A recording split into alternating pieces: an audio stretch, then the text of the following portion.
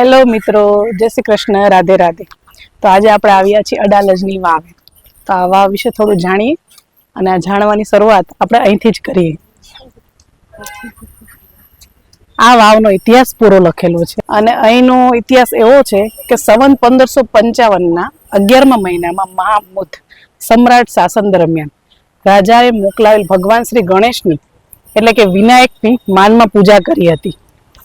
વીરસિંહની પત્ની રૂડાએ કૂવો બાંધ્યો હતો એવું કહેવામાં આવે છે.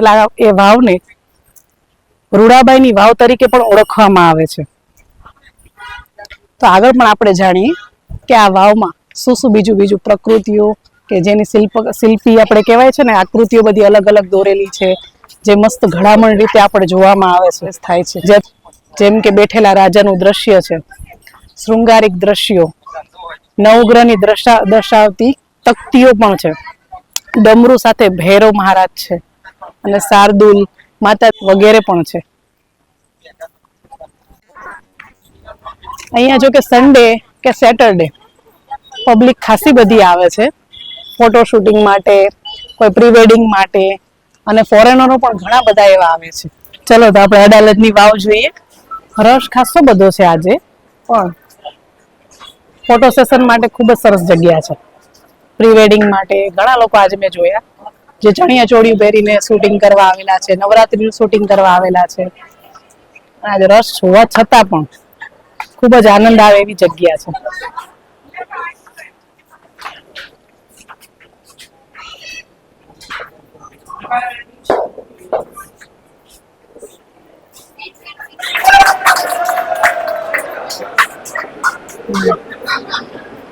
જો તમે અડાલજની વાવ વિશે વધારે ઊંડાણથી જાણવા માંગતા હોય તો તમે ગેટમાં જ્યારે ટિકિટ લ્યો છો ને, એની ટિકિટ કંઈક 25 રૂપીસ છે એન્ટ્રી ટિકિટ, અને ત્યાંથી અંદર આવો એટલે તમે ગાઈડ પણ હાયર કરી શકો છો. 300 જેવા ચાર્જ લે છે, પણ તમને પૂરી અડાલજના વાવ વિશેનું નોલેજ આપશે.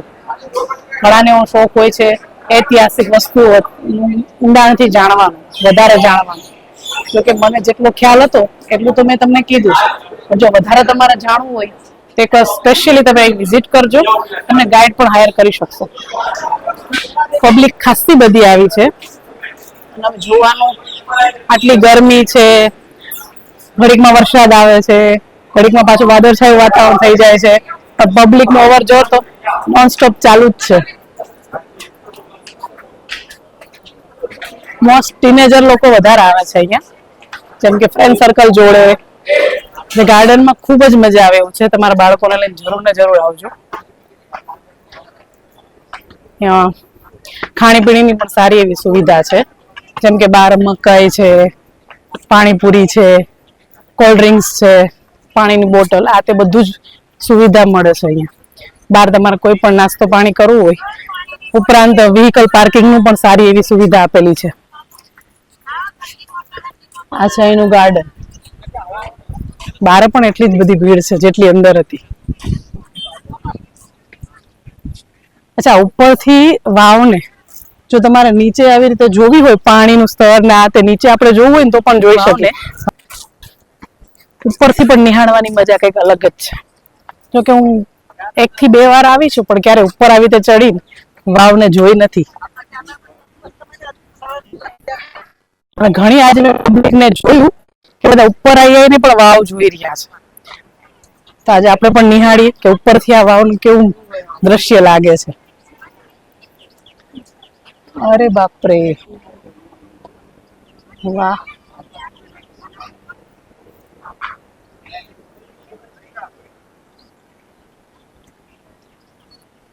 સરસ મજાનું છે. જાળીને એવું પણ નાખેલું છે, કેમ કે ઘણા લોકો એવા હોય છે જે ફોટો સેશનના શોખમાં નીચે ઉતરી જતા હોય છે, એના માટે જાળીનું પણ અહીં ગોઠવેલી છે.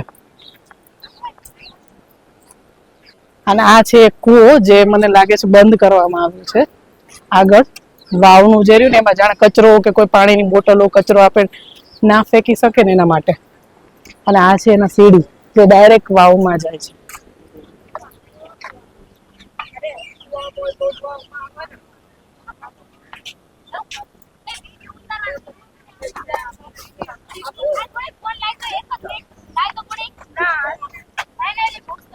હા આ છે કુવો, જે બાર તકતીમાં લખેલું હતું ને એ જ.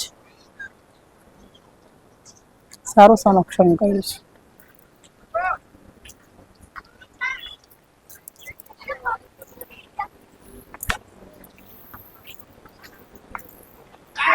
સરસ મજાનું બધું ગોઠવણી કરી છે. કોઈ કચરો કે કઈ ફેંકી ના શકે એના માટે જાળીનું પણ અહીંયા રાખવામાં આવી છે. અને પહેલાના લોકો મને લાગે પાણી અહીંથી સિંચતા હશે. એટલે જો આ ગરેડી શું કહેવાય આને, જે ગામડાના લોકો કે છે ને દોરીથી પાણીનું બેડું લઈને ખેંચે, એ પણ અહીં ગોઠવણી હશે. એટલે આજ નહીં તો કાલ ગમે ત્યારે અહીંથી પાણી સિંચવામાં તો આવતું જ હશે.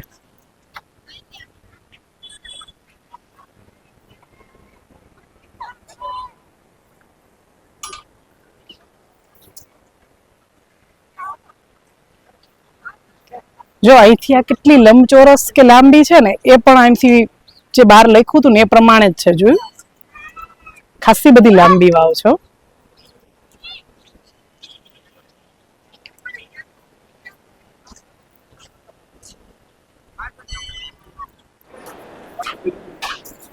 આજે અમે અડાલજ આવ્યા, ખૂબ જ મજા આવી.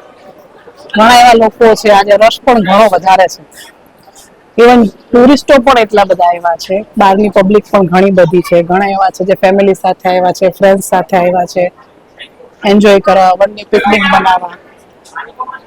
ઘણા લોકોને મેં એવા પણ જોયા જે લોકો નાસ્તા પાણી કરે છે, કોલ્ડ ડ્રિંક્સ પીવે છે, બરાબર. પણ અહીંયા આવીને જે આ કચરો ફેલાવે છે ને, એ વસ્તુ ના આવવી જોઈએ.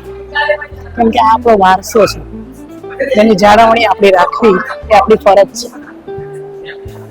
સો પ્લીઝ તમે આવો, એન્જોય કરો, પિકનિક બનાવો તમારા ફેમિલી સાથે, ફ્રેન્ડ સાથે, સારી યાદો બનાવો. પણ આપણે આ ઇતિહાસનો ક્યારે પણ ગંદુ ના કરવું જોઈએ. કેમ કે આપણો વારસો છે એ ભૂલી નહીં જવાનો. પ્લીઝ. અહીં ટિકિટ ઓનલાઈન પણ મળે છે, પણ આજે કદાચ ઓનલાઈન નું કાઉન્ટર ક્લોઝ લાગે છે. એટલે અત્યારે ટિકિટ માટે ખાસી બધી લાઈન લાગેલી છે. અહીંથી એની ગેટ એન્ટ્રી છે અને ટિકિટ બતાવીને તમે જઈ શકશો અંદર.